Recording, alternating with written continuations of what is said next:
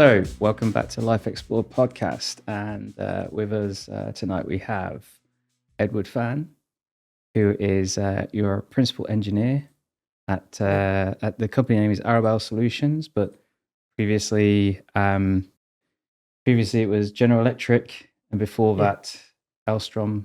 Alstom, yeah. You've worked there for about a decade as a sort of a nearly 16 years. Nearly 16 years, so with a company, decade and a half. So it's focusing on nuclear. It's nuclear energy. It's nuclear power generation. Yeah, but you focus on particularly like the steam power turbine, generation, the steam turbines. engines. Yeah. Is that cooling it down or? No, it's the machine. It's the steam engine. The steam engine. Yeah, to drive the generator to generate power. So it's a nuclear power company, but they also still have steam engines. Maybe we can explain. Maybe we can ask. I'll ask you about that. We can explain a little bit about that. But I'll continue introducing you. So you currently serve as a trustee for New Life Church here in Rugby as well. Yeah. You've been doing that for almost a decade as well. Safeguarding data protection. And you hold a chartered engineer status as well, and a member of the Institute of Mechanical Engineers as well. Correct? Yeah. You have a PhD in diagnostic engineering from University of Manchester. Yes. You've also co-authored a paper which was a review of the condition monitoring of mechanical seals. Is that right? Yeah. That's my special. And that's been cited 22 times as well. Apparently, different publications, different. Yeah, in that sphere, it's very technical. I don't think it is. Yeah, it's not one of those that you could read, and read for bedtime, is it? It's more of a academic paper. You are married to Emma. Yeah. 2 children. 2 children. I think Richard is one. Yeah, Richard is the younger one. Yeah, and Annie. And Annie. Yeah. You also, obviously you're from China. You have Chinese heritage. Yeah. From China originally. Yes, that's correct. Yeah. So let's start by just talking about. I just want to confirm. So we were talking earlier. Your name, your English name that you use right now is Edward, and that's what everybody knows you by is Edward. But your original Chinese name. Now I'm going to say it. You can tell me if I pronounce it correctly or not. Yeah. Yibo, is that correct? No. No. Can you say it then? Well, in Chinese, you call it Yibo. Yibo. Yeah. Yibo. But Chinese have full tones. So yes. you don't have a stress. For my name, it starts with a flat. It's Yibo. Yibo. Yeah. Yibo. Yeah. That. Yeah. Yeah. So, but of course, you came over here and somebody asked you for your English name, and how did you pick your English name? What did you come up with? Well, English name is when I was in the universities, when we studied English, everybody pick up English name. Right. So to sound more like English, to communicate. Yes, of course, yeah. For me, well, I have a lot of Chinese moved to the UK and still use their Chinese name perfectly okay.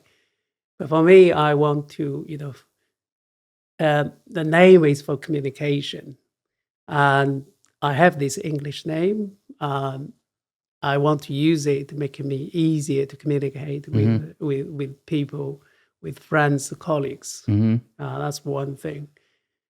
And on top of that, in fact, in Chinese traditional culture, a person can have a few names. People change their names in their life, with their life change, with the situation change. Right. Many people change their name, just reflect a different life or different period in your life. And for me, I think, when I came to the UK to study, to do PhD here, and I live here and work with colleagues, I think my life linked to England, to the UK, and then it makes sense for me to pick up English name. So, but specifically, what was it about the name Edward? Where did that come from? How did you pick that name? That name actually from Jane Eyre. Mr. Rochester, his first name is Edward. Oh, right. Edward Rogers. Well, that's probably the only a few English novels I read. From what novel was it? Jane Eyre. Jane Eyre. Yeah. Jane Eyre. Sorry. Jane Eyre. I'm really sorry. It's my pronunciation. Jane Eyre. There's the inflection. Yeah, from Jane Eyre. Okay, Edward. All right. That was your... Because you read that novel then? You just... I didn't read... Well, I'm not a good reader. I can tell you the background for later. I'm an engineer or scientist. Reading is not... I'm not a big fan of reading, especially novels.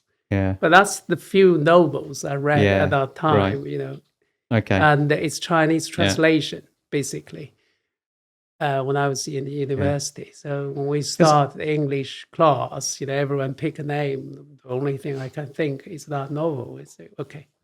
So I'm quite fascinated by this idea, though, because I want to go back to this. The Chinese, you're saying that if the Chinese will have over their lifetime, will change their name. Yeah. Can you explain in an English way, with the name Edward, how that would change, what that would become? So, well, I think, as I explained, firstly, it's easy to communicate with people. Yes, yeah.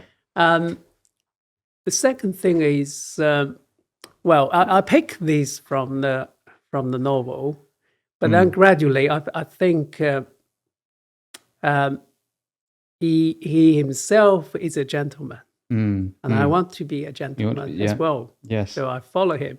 Yeah. And I find that when I came here, I find that it's not a bad name. No. Some people pick up from a film, from a movie. It could be a very interesting name. It's not the name people use daily.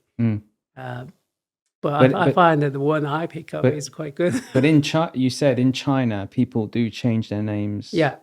At different stages of their life. Yes, so exactly. Could you explain that? Yeah, and what would it look? What would it sound like? What would it sound like? It could be very different. Yeah.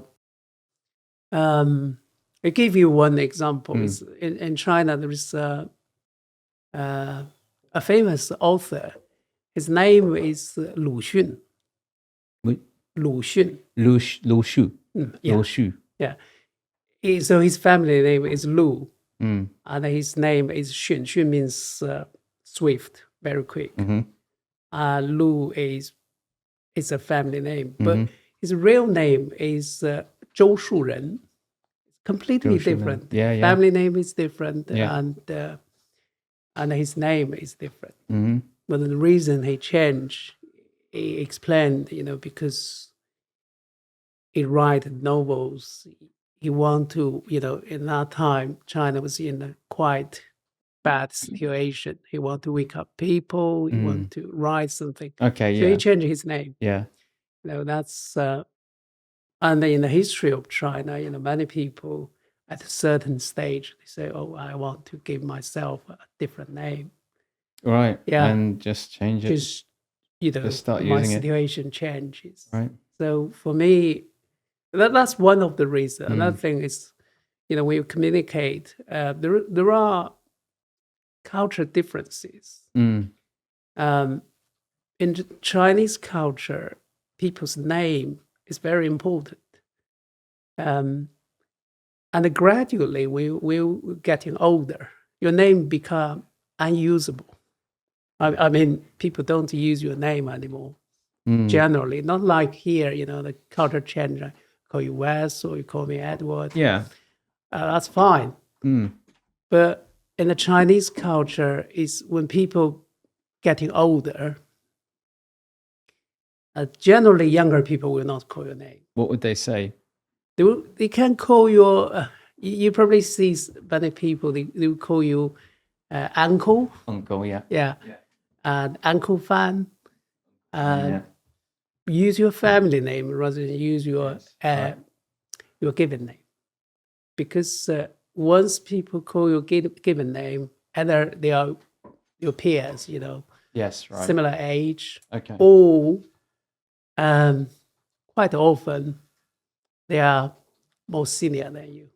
And So they say they got the privilege to call your name. it's a respect thing. I Yeah, think that's yeah, it common is. in a lot of cultures. Now, I think it was. Exactly. I think it was common in our culture as well, in English culture. Maybe not. I'm trying to think, but traditionally, you might say sir. Yeah. Um, And of course, Mr. yeah. Yeah, So our culture, I think, if you go back sort of maybe 1950s or before, maybe a little bit later than that yeah, as well, you'd be referred to as Mr. Fan, Mr. Moscow Fitzpatrick for me.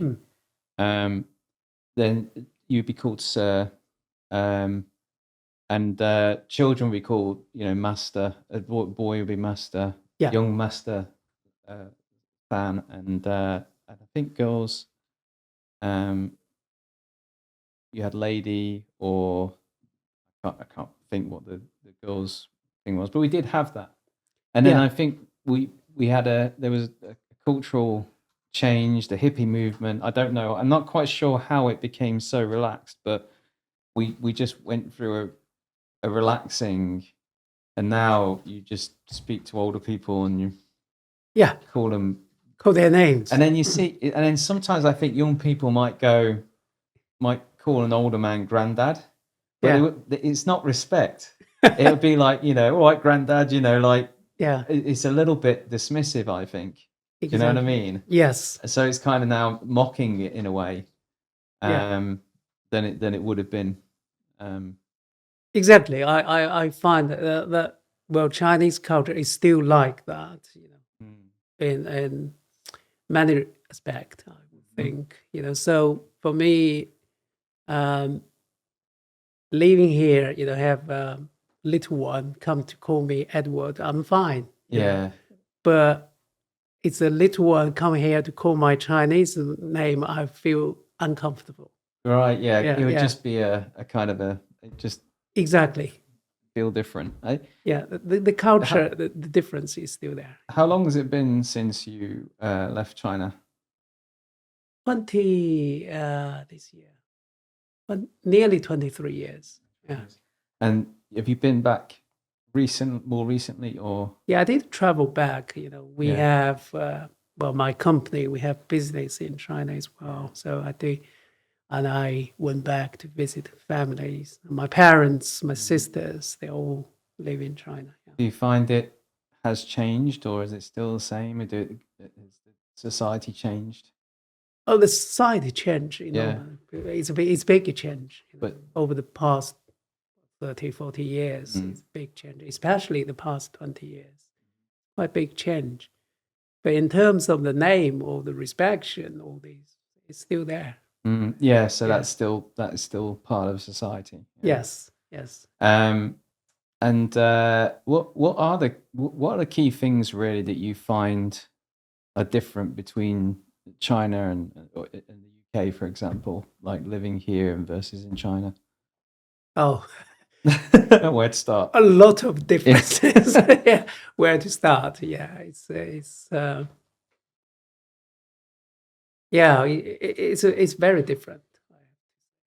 Very different. Yeah. I think when I came to the UK, I thought, the world already been linked by internet. So we Mm, should already know each other very well. mhm, Everything.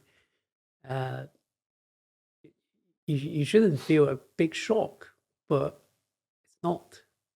I landed in Manchester. Big shock. mm. Quite different. Well, so I've never been to China. Yeah.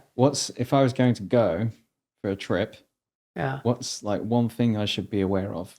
The visitor, you don't need to worry too much. Anything. People are friendly. Yeah. You go to a country to visit there. Is there anything I could do not to offend? Like, is there anything I'd avoid to avoid offense? Uh, I don't think people from England can offend. Really? Yeah, we very polite people. What's one? Okay, so what's one sort of shocking thing that you found living in the UK then when you came to the UK, or embarrassing situation, or Ah, that's a long time ago. I think one thing, the first thing I feel shock is, it is, well, if you now go to China, you find a modern city. You got skyscrapers everywhere and a modern road and, well, mainly the building, how tall it was. It is, But when I landed in Manchester, I thought it's industrial metropolitan city. But when I arrived, I find it's quite small.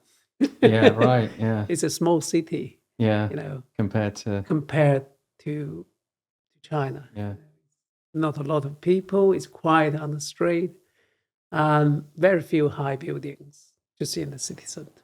yeah, Yeah, yeah. That's right. I mean, yeah, yeah, a lot of our cities. I mean, I think it's changing now. I mean, certainly London has changed a lot, and yeah, Birmingham, as I can see, has changed a lot. But I think I think I actually like that some of European cities have kept their character. yeah, Um, I think if a city can sort of keep its, if you visited York, if you've visited York, yeah. yeah, York is, it's a beautiful city, and I'd hate to see them put, you know, s- Well, skyscrapers up there, but when you talk about York, the York City Wall, it's a very good heritage. Yes. Um, but I went there. I was that's part of the shock.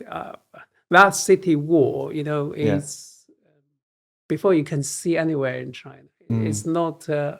If you go to Xi'an, you can see the city wall. On top of it, you can run 3, 4 cars on the top of the city wall. Right. Yeah. In my Yeah. mind, that's kind of That's the city one. wall. But you guys have the Great Wall of China as well, right? Yeah, That's a bit like a heritage it sort is. of Yeah, yeah. I went thing, there. which is Quite enjoy. Yeah, yeah. yeah, I'd definitely like to go see that at some yeah. point. Yeah. It is. Yeah. How about them? Would you like to talk about, say, growing up in China, and then we'd be very interested to hear your journey to faith as well. Yeah. Well, I was like most of the Chinese. I was born in 1970s when China was still in the middle of Cultural Revolution. So, and then it finished. I was raised in school as an atheist, or Marxist, supposed to be.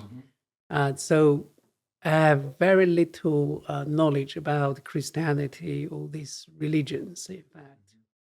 So, yeah. So the first time I come across with Christianity is after I arrived in Manchester and studied. At the beginning, I was not a PhD student. I was just invited here to visit the uh, the research group in Manchester University, because at that time Manchester University has probably the biggest research group on maintenance, the machine maintenance research, and I was involved into this kind of project. We want to develop some strategies to effectively maintain the steam turbines, the big equipment in the power station. So that's why I came and visit the university first. In the middle of it, anybody know Manchester? In the city area, it has a big park. In the middle of it is called Platfield Park, and beside it was a church. Yeah, and I walked there and look at building. It's so interesting. I just thought, what sort of people go to there, what it looks like. I really want to go inside and have a look, but I don't know. I don't know what, like you said, will I offend people? Just go there. Right. Yeah. And until, well, I think there was one opportunity. I was invited by a friend. He said, well, they have evening service. You can go there and have a look. I went there and I met people, they are At that time, there was a missionary group in Manchester. It's called Friend International. I think it's still Right, yeah. running. And their idea is like, say, rather than sending people to do missionary around the world, and actually in Manchester University, you have people from nearly every country. So why we don't do it in Manchester? Yeah, rather than send people out, let's Yeah. just go to Yeah. the university, right? So yeah, and then I met those people, and then they invite me to join in their activities. So that's how I get to know Christians, basically. And then gradually we have more discussions. I have to confess at the beginning, what attracted me to go to their events is the food. They cook. Many a church has used that Yeah. that stealth tactic. Well, I have to say at the Yes, it beginning, works. yeah, at the beginning, the food that usually I have even buy from the street. I can tell you the McDonald's, the taste is different. Yes. The taste in China is it's absolutely different from the taste here in Really, the UK. yeah. So I did have problems at the beginning. I can't get used to the food here. Yeah. But the food they provide, in all the activities, it's really amazing. Well, good. Yeah, that changed my mind. I think at the beginning I thought, oh, I come to a country, people don't know how to cook.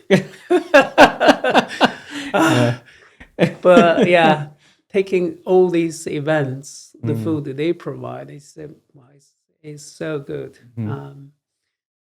Yeah, that's the start.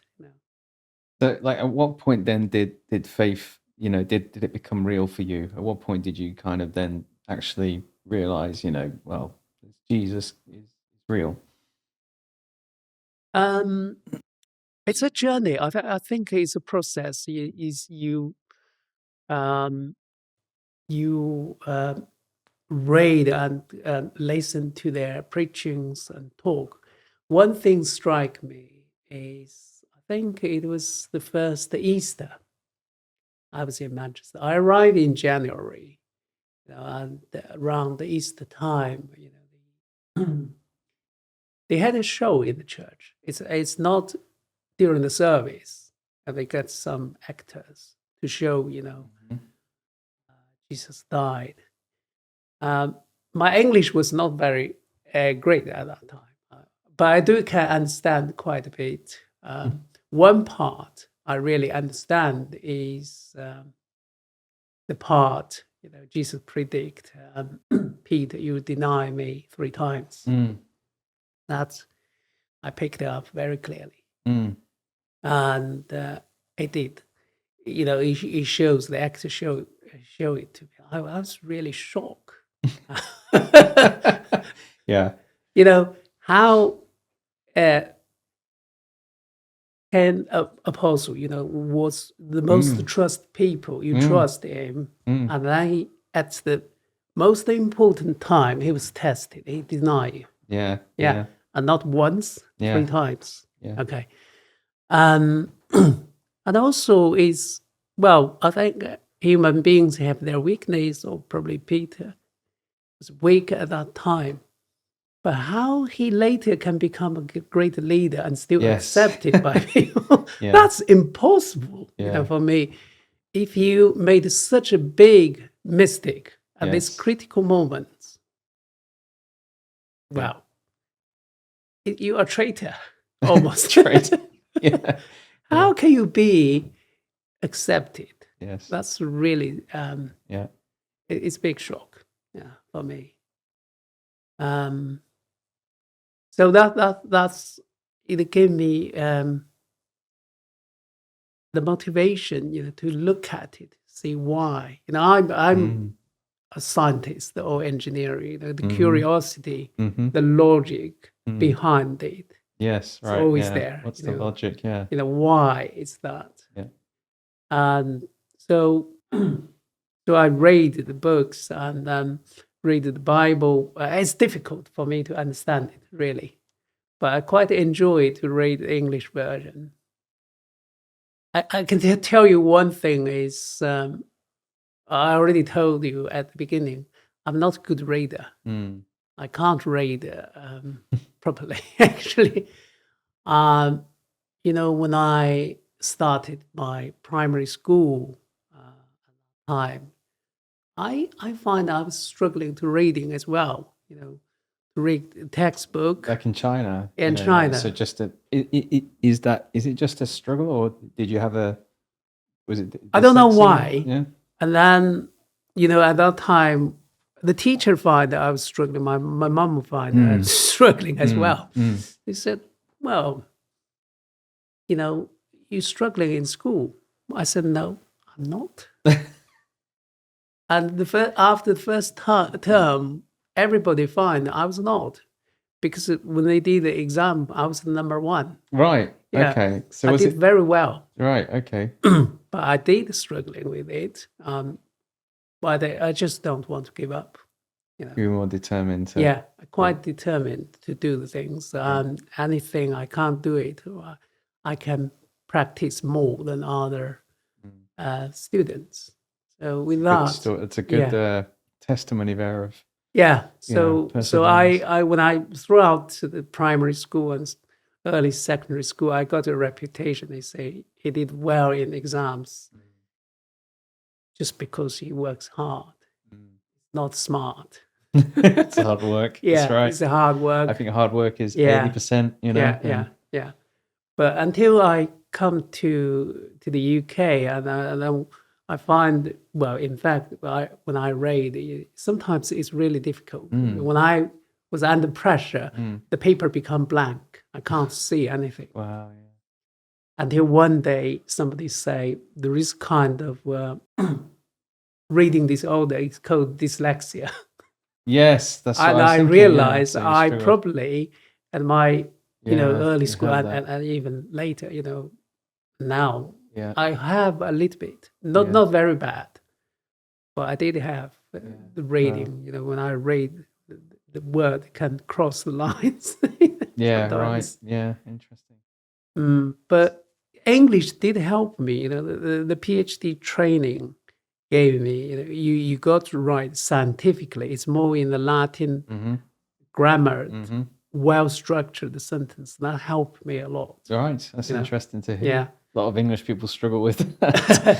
Yeah. Without training, I can. Well, I have to say, sometimes I can read English faster than read Chinese. Right. Well, that's interesting. Yeah, because the structure helped me. Okay. But with that technique, now I can read Chinese better as well. So it helps. It helps me quite a lot. Good. Yeah. And so, you started reading up about the Peter, and you started investigating the gospel for yourself. Yeah. And But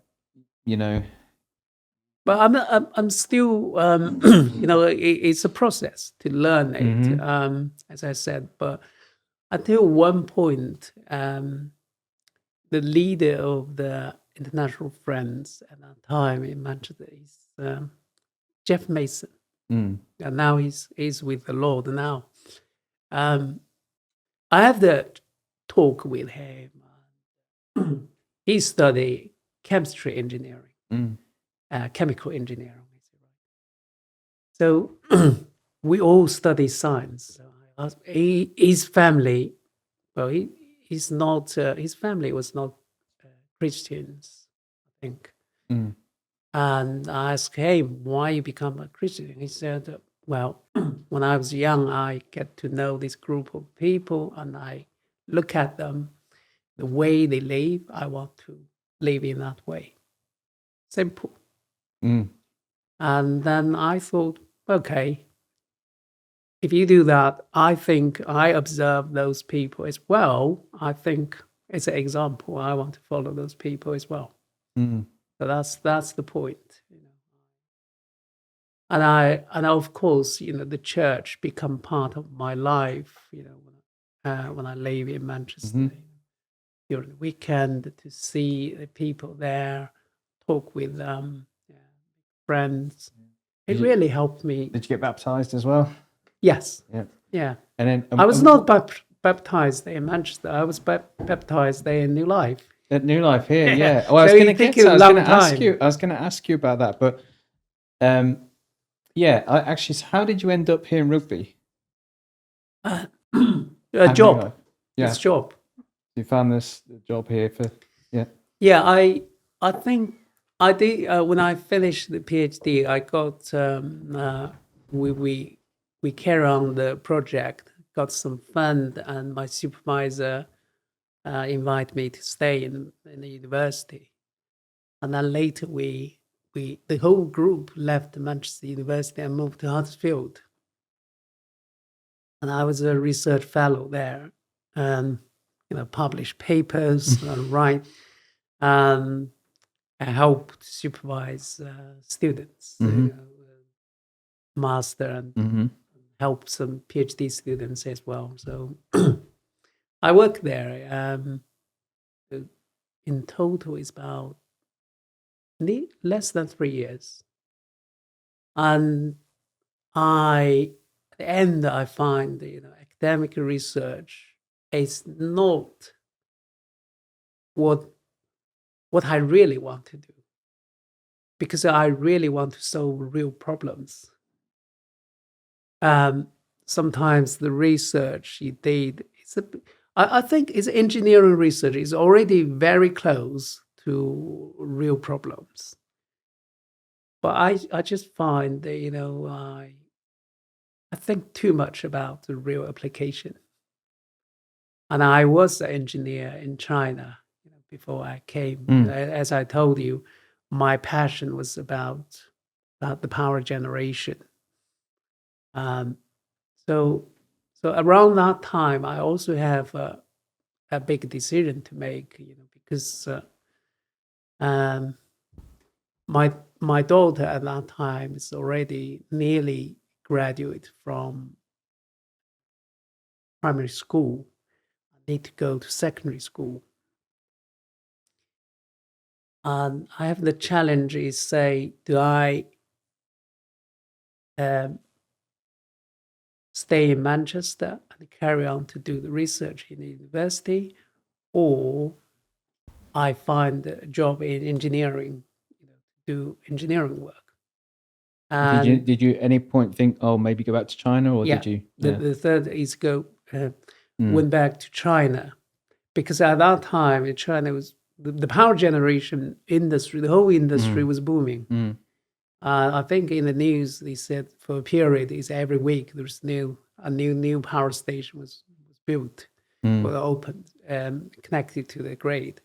So there are a lot of opportunities as well. So and also my daughter at that age, if we carry on to stay here, carry on with the English education system, her Chinese will be so poor. She will have no chance to go to university in China. So it was really a struggling. You got your career, education, family, all these things. I just don't know how I can solve it. So I did pray for the situation. Very interesting is one day I received a call from the fellow Chinese student. He is Christian as well, and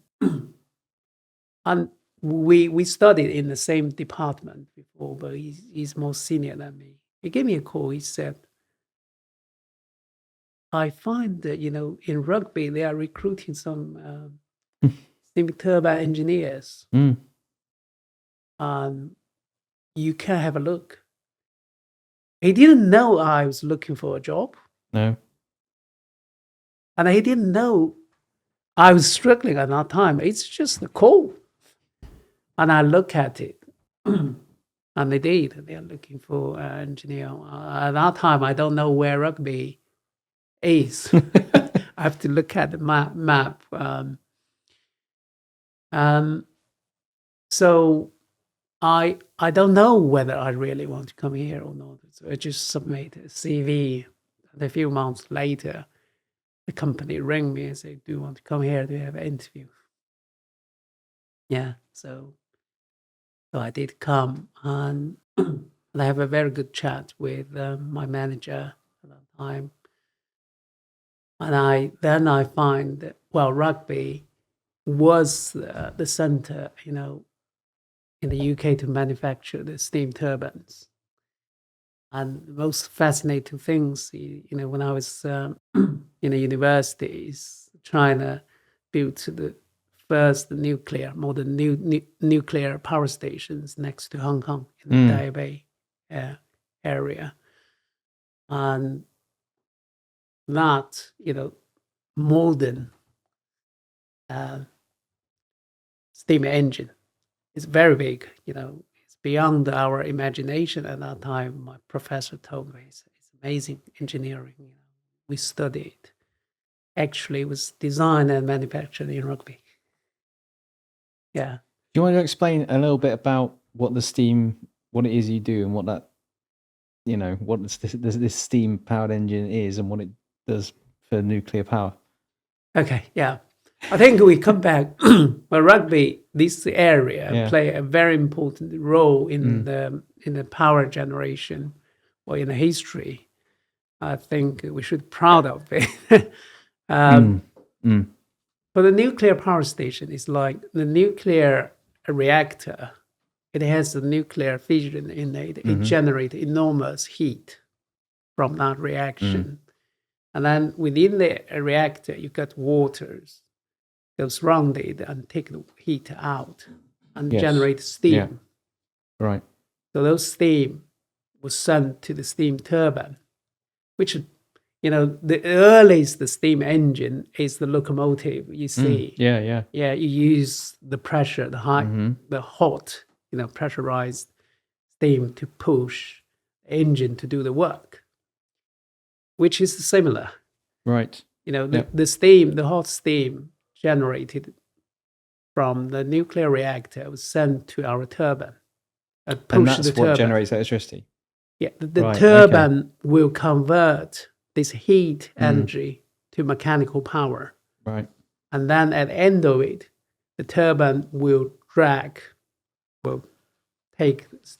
the electrical generator to generate the power. So that's how we get electricity from nuclear power, yeah. Yeah, the electricity was sent to the grid. And so the nuclear bit is really just about generating lots and lots of heat, really high-powered heat to then push into this. Yeah, you needed this turbine engine to convert this heat energy to mechanical. Right, okay. And the mechanical drag that's generator, that's something convert mechanical to electricity. Yeah, I think that's something I didn't know, and there'll be many people who didn't know, so that's a bit of education on how it works. And nowadays, the nuclear engine is really powerful. Yeah. At this moment, in the UK, we are building Hinkley Point C. Yes. I think it is the biggest steam engine in the whole world. Wow. Yeah. Yeah. Just to give you the power generated by one engine. You guess it's equivalent to how many horses? Yeah, enough to power, I don't know, what, 10,000 houses? But nowadays it took about power how many houses? I want to convert it to horses. Horses, okay. Equivalent to how many horses working at the same time? No idea. Give a number. 100,000 horses. No. It's that's more than that. Really? What, 1 million? More than that. Really? Yeah. I don't know, 10 million? Not that much. Right, okay. It's about one engine is about 2 million horses. 2 million horses. Yeah, work continuously. Yeah. Yeah. And it's really powerful. Yeah. Well, it's so there's a bit of history there for us, and bit of education about how it works. Yeah. How do you have to wear a suit when you go through the nuclear plant, or do you not get that close? We don't wear suits. You wear the protection clothes. Yes, or the that's working, what I mean. The part we worked is not deal with the nuclear at all. No. We call it a conventional island. So it's a bit like a normal power station. Yeah. It's like a fossil one. So we don't need to wear the special radio protection coat. Yeah. Do they do? But the security is high. Yeah. Do they do emergency tests, like, evacuation tests and stuff like that? While running a nuclear power station, you have very strict code to follow. It's many trainings you need. Get you into that. You need compulsory health and safety training. I think they have all the procedures, to deal with all these different scenarios. Right. Okay. But we are mainly the manufacturer. We made these engines and install it. It's the power station themselves. Oh, you're not at the power station. You're just manufacturing the engines. Yeah. I got you. Okay. Yeah. So that's okay. So a bit of it. So you actually don't go to the nuclear station then, the site. I did You visit them. You visited, okay. Well, recently I visit the Derby again. Right. So that's the part I really like. Come here to work. It's really a privilege to work with many brilliant, talented engineers here. To learn from them. And it's just 2 years ago, finally, we redesigned. We call it retrofit. We retrofit the engine originally designed in the late 1980s in Rugby. And then we designed it again, which this time I was the lead engineer to design it, to run it. And then we increased the output. It's all back to operation last year.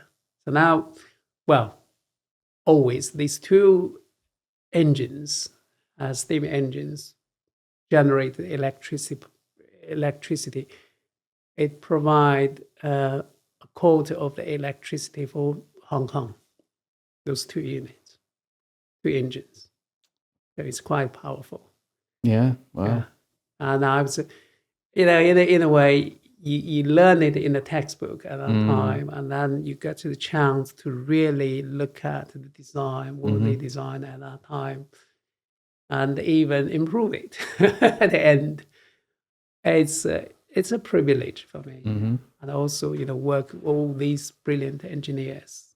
And I have to say, another thing is in the Rugby, you probably realize in the town centre there is a statue. This place is the birthplace of the jet engine as well. But the power we generate, it transforms the world. Sometimes people probably nowadays can't realize how powerful this engine is and how they can change our life. Yeah, no. It's like anybody driver, even a small engine car, it's easily like 70 horses, 70 horsepower. Yeah. And then if you drive a 4x4, it's 300 horsepower. That's why you can drive so fast. Yeah. In the old age, you have a carriage, you only have 4 horses, probably 6, 8 maximum. Yeah.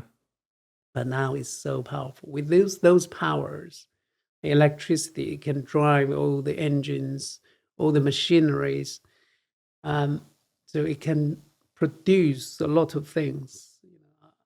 I quite often I was amazed. I said, why, look at nowadays, we just write some presentations, give some talks, and then all the products, everything, it comes back. How can that happen?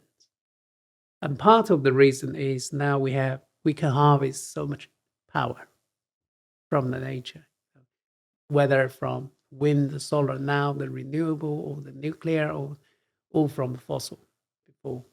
But we always say the engine of the society, the engine of different things, really, that's where the power comes from. Yeah. But even we design these so powerful engines, the more I look at it, the more I realize actually for our human beings, now we can manage math, such a powerful engine with such big power. Mm. But those power compared with God is tiny. Yeah, that's what I was starting to think about. Is like how does it inform or reflect? How does it inform your faith and your and how do you find how do you reflect on this kind of this kind of power that you are, this machinery you're creating, and Yeah. how does that you know how does that inform your faith, or how does that impact you in a way in your faith, let's say? Yeah, I think the faith helped me actually. If you Hmm. don't have the faith, you will feel yourself is so powerful. Yeah. And then you say, oh, I made it. Yeah. You see? Yes. Yeah. But once you know God, actually, you become really humble. Mm. It's say, well, actually, compare with the power He has. What we generate is so small. Mm-hmm. You got to be humble. If you don't know this, and then whatever you say, I'm humble, but you're not.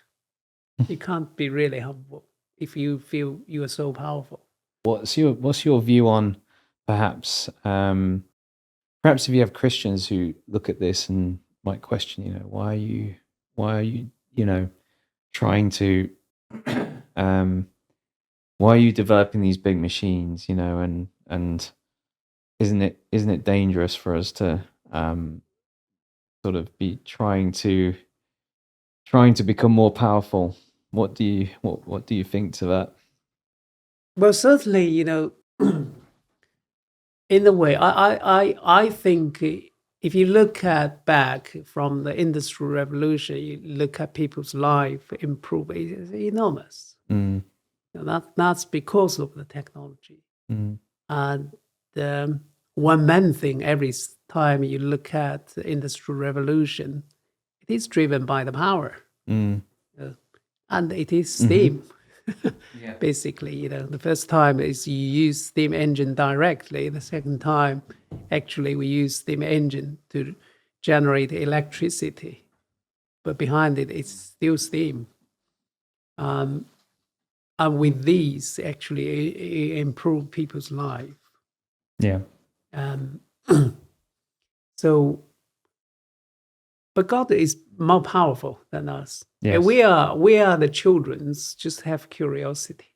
Yes. We want to learn His beauty, His power, Mm-hmm. to reveal it in a way. And of course, we got to use it with responsibility. I think there are always some people fear about the change of the technology. I'll give you one example. We talk a lot, with children.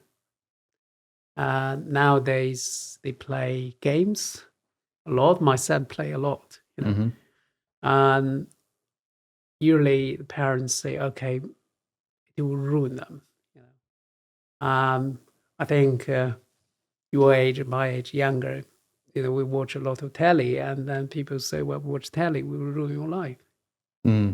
Yeah. Yeah, Right. but I don't think it will. But it did raise a problem. Is those things? It has the potential to ruin people's life. But be careful with it. That's why I think with the faith, you put God in the middle of your life, and it will protect you. As I Otherwise, you say, can obsessed keeps you with, humble. yeah, keep you humble, keep you focused on Him rather than obsessed with the technology. The real danger is people become sort of worship the technology themselves. Mm. That's wrong, and that's really dangerous. Um, that's what I thought. It is a tool. God already have this power. It exists. You know what I find amazing? I find amazing that, you know, we're supposed to have evolved on this planet, as animals, and yet hidden within the layers of this planet is all of this potential for technology, for electricity, for, creating machines, creating computers, and even phones now, and holograms, and all this kind of stuff. All this amazing technology, which has just come from, really, has just come from the earth, right? Yeah. And, you know, it's allowed us to create and design, and to become like gods, and it goes back to that tree of knowledge sort of thing in the Bible. It goes back to that kind of like, here we are, like, the modern day Prometheus or something like that, to look at Greek mythology. But I just find it very interesting that we've managed to curate all these tools Yeah. and invent things from which are almost magical. The ability to beam pictures across the planet, the ability to Yeah. actually talk to somebody across the planet, It the is, ability yeah. to reach the moon and beyond, all within this earth, all what I'm saying is all there ready for us, all there ready for us to find. Yeah. Right? Yeah. And it's just I think it's incredible, the chances of that, the trillion to one possibilities of life evolving so perfectly in this, not only the galaxy and the stars and everything lining up, Yeah. but also the fact that, like, the planet was so rich in the raw materials that at some point we were going to discover nuclear energy. At some point we were going to, be able to, generate electric currents and so on. It's all kind of, the probabilities of that happening by random chance, to me, seem to be just tiny, very Yeah. small. Well, I think you already say we are human beings. We have the curiosity Yes. to want to find God's Yes. rules. How Yes. you create Yeah. the universe, Yeah. how it works. So I think that's the curiosity. I always think about Isaac Newton Mm. did this. He want to find how God run this Yeah, universe. yeah. What the rules? How does it work? yeah. Right? Because he assumed there were rules. Yeah, He said the he assumed there rules. as a god was in charge, Yeah, and therefore he had rules for humans, rules for human nature, but he must have rules for nature as well, right? exactly. Yeah. We always try to find it as like any case in a family. They want to find what my dad and my mom have something.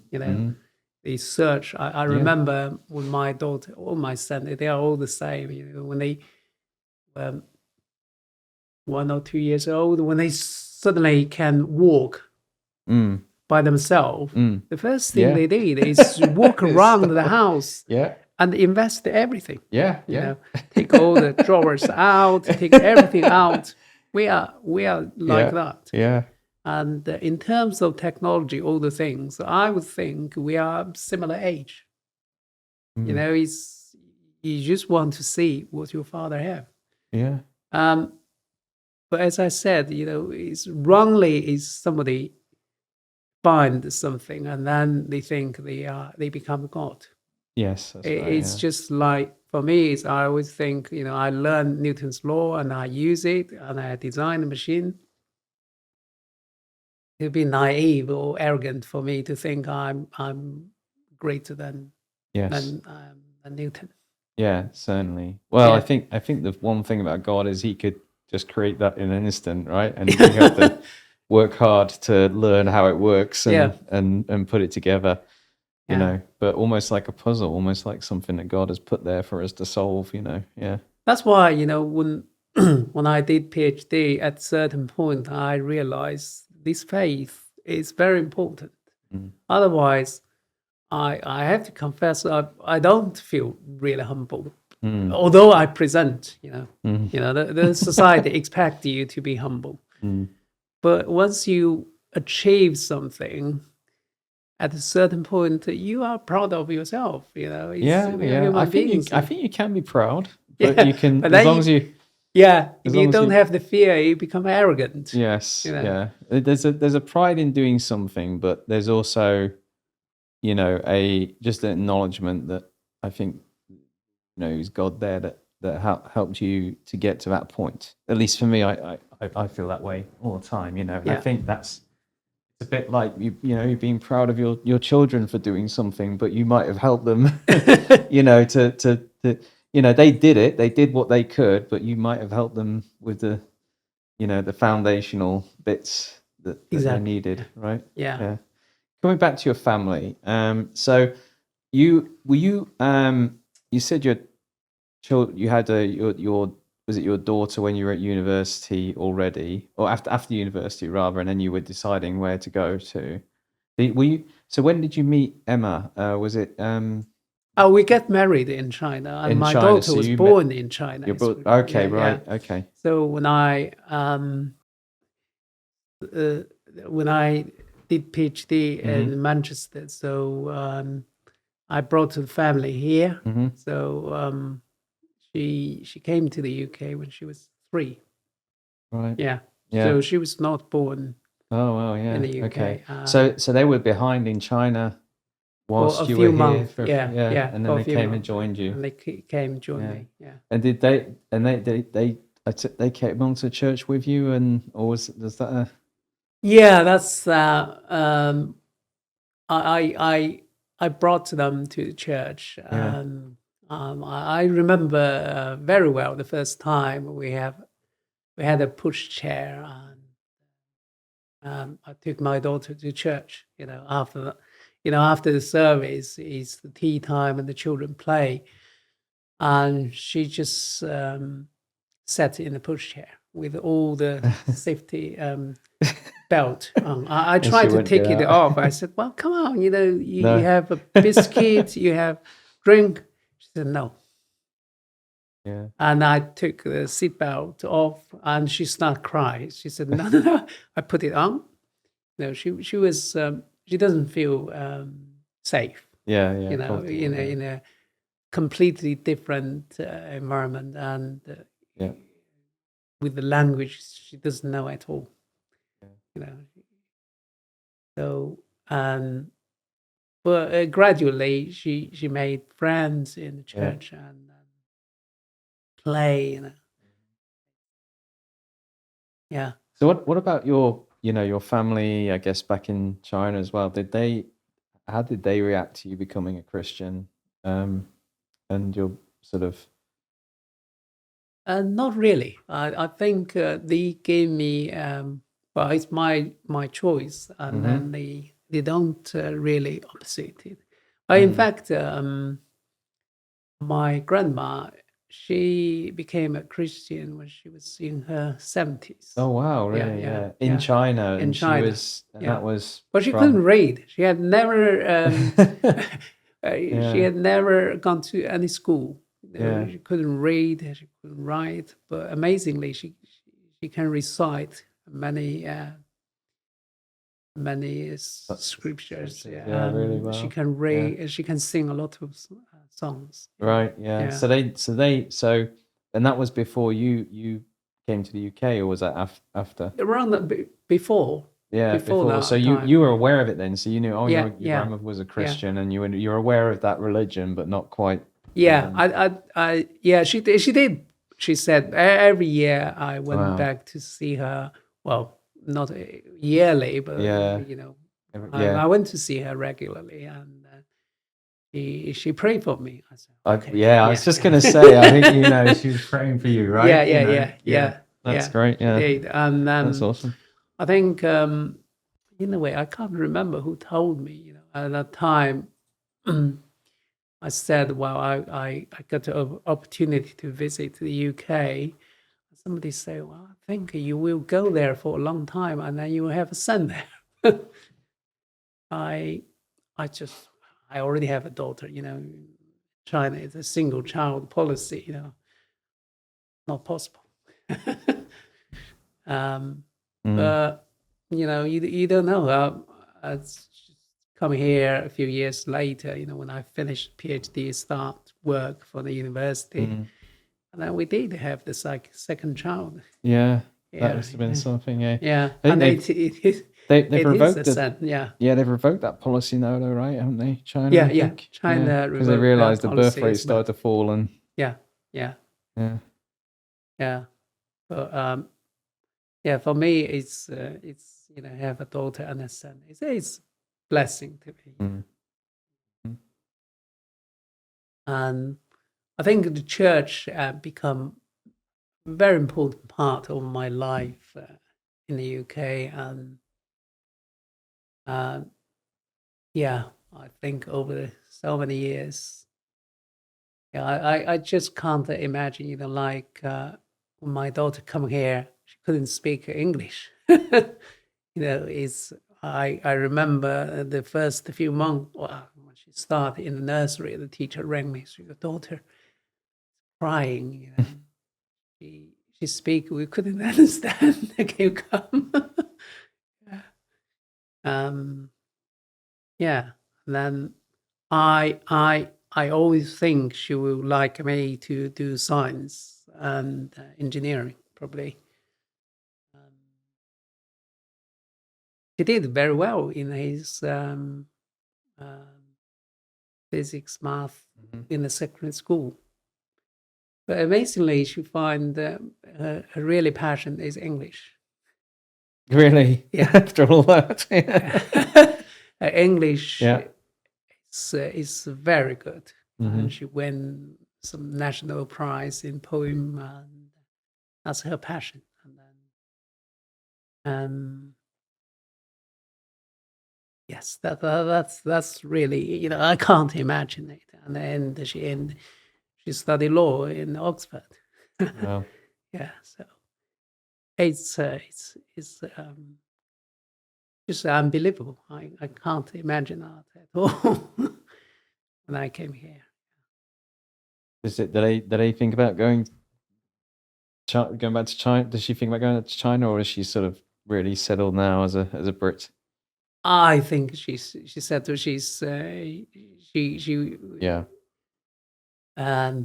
yeah, English is her main language. Although Yeah. we speak Chinese at home, Good. Okay. Yeah, Yeah. So I she's still got it. Yeah. I want to my children still have Yes. Yeah. Be able know to speak the that. Yeah. culture, know the root where you Yeah. are, and but English is their main language. Mhm.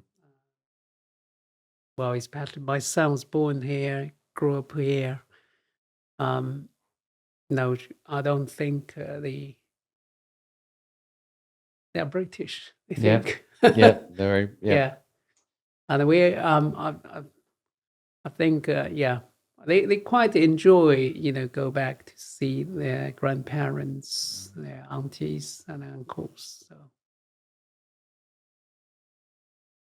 yeah. What do you think has changed about you since being here in the UK? Well, the biggest change it is I become Christian. Well, of course, yeah, Yeah, yeah. yeah. So aside from becoming a Christian, like what would be the biggest sort of change? Ah, I can't imagine the other things. Everything is related to the church life. Just Yeah. how it's impacted you and Everything. I think this faith changed me, completely. Mhm. And not completely. I'm still that person, but Mhm. it changed every aspect of my life. Yeah. Yeah, I think that's the biggest thing. Another thing, if you ask, it's probably food. Yeah. I eat more diverse, Yeah. I enjoy all sorts of food. Yeah. In the UK, it's privilege actually. You can have all sorts of the worldwide food. Yeah. What do you do? Do you cook at home? You cook different dishes? You cook more mainly English dishes, or do you do some Chinese or We have a mix. Yeah. Everything, it's Emma cook. She has the passion to cook. I'm not a good cooker at all. Yeah, but yeah, it's quite enjoy the diversity of the food here. Yeah. What's one thing that we in the UK can learn from the Chinese? I did find one thing quite often, I think, is now in the UK, people complain too much and did too less. They're sitting down and just complain. I have to learn these. I get used to. I complain a lot as well now. Yeah. That's it. That's the effect on you. The Britishness there. Yeah. We do like to have a good moan. Yeah. Moan about the weather. Moan about politics. Yeah. Yeah. Sometimes it's not that complex. Once everybody get together and start work and do it, it can be solved. Yeah. So sometimes you get people who they just complain. They don't actually. Yeah. So I think church is a good example of that, right? Yeah. You complain about there's not enough people serving coffee. Why don't you do something, right? Why don't you volunteer? Exactly. Right? Yeah, exactly. Yeah. In a way, I'm an engineer. I'm a doer. I like to do the things. Once you see there is a problem, let's fix it. Rather than just sit down and say, complain about it, and then expect somebody else to do it. Yeah. Okay. Well, I got one more question for you then. Which I ask all our guests. You rock up to the pearly gates of heaven, and St. Peter hands you a disposable camera. What picture are you taking first? I'll take a picture of Jesus. Yeah. Yeah. I want to. He's my celebrity. Yeah. Yeah. Man, you want to live like, right? Reflect. That's awesome. Okay. Yeah. Good stuff. Well, it was nice talking to you, Edward. Getting to know a bit about you. Thank you very much, Wes, for having me here tonight. Yeah. Well, thanks for joining us once again and listening to that podcast episode. We hope you enjoyed the content. And if you haven't already, subscribe, whichever platform you're listening on or watching from. And we'll catch you again for the next episode of Life Explored.